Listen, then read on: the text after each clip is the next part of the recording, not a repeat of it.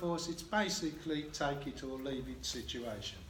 And that's what we have, more or less, today in industry, especially in industries like construction. And there are others as well.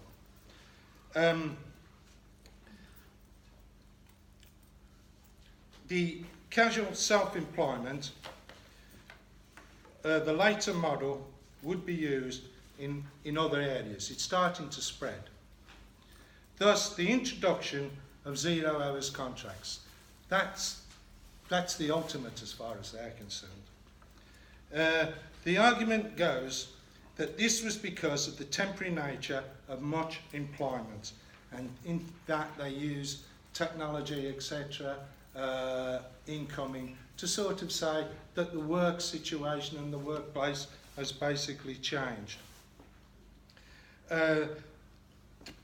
Hence a myriad of tax schemes, different tax schemes. I worked on SC60s, CIS4s, 714s, 0 hours contracts, you name it, at some time or other I have worked on those particular contracts. So I'm fairly aware of them. The worker is directly, what tends to happen is that the clients, shall we call them, for instance, the ones I know which were in construction, the construction person will contact the agency. The agency will then start the workforce. They will do the starters, basically. The agency will put you onto an umbrella company. An umbrella company can be 200 people on a project who are basically self-employed under the umbrella company. They are classed as directors of a limited company. Often behind this, and there was an information gathered by Guardian journalist Phil Chamberlain on the growth of said agencies, carrying out admin, because the umbrella company carries out all the admin, the accountancy, paying the wages, and charges the person about £30 to £40 for the privilege of receiving his wages. That's actually what happens. He found out there is in excess of 200 of these umbrella companies. And as I say, they've charged between £30 and £40. But very often, the agency administering the system is not only owned by the real company. So what you would get, let's call them Carillion. Carillion set up an agency to recruit all the starters. The starters, they then put them through these umbrella companies.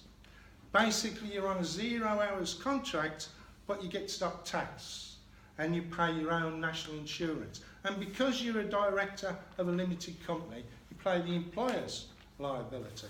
And the umbrella company will remove something like a percentage of your wages so it can return it to you at a later date in the form of holiday pay. So you can't say you're not getting holiday pay.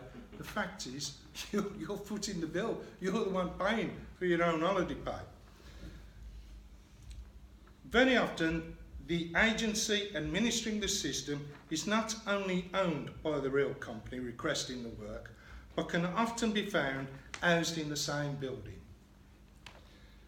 On the surface, it would appear that you've got 200 small businesses flourishing.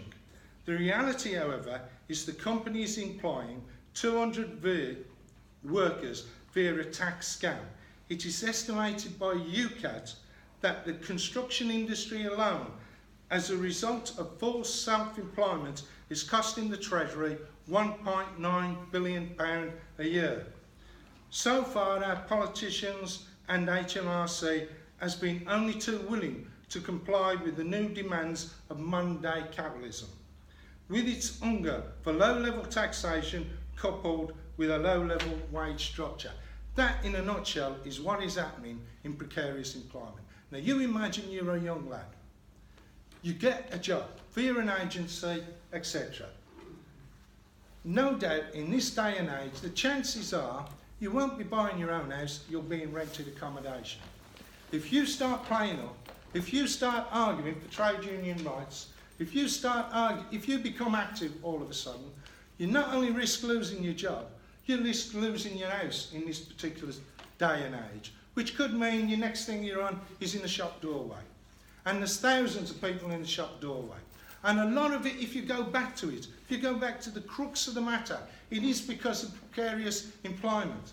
The building blocks of neoliberal capitalism is, I tell you, precarious employment. Because if the worker within the class war cannot actually fight and stand his own ground and organise and agitate and campaign, then the management will win all the while. And you know and I know that they don't really give a toss. What they care about is their profits at the end of the day, their margins, their shareholders, their stakeholders. They're not there to ensure that the workforce either, as I stated at the beginning, it's either their way or the highway. And if you haven't got organisation within the workplace, that's exactly what happens. I'll throw it out for questions. Thank you, Mike, for that little short but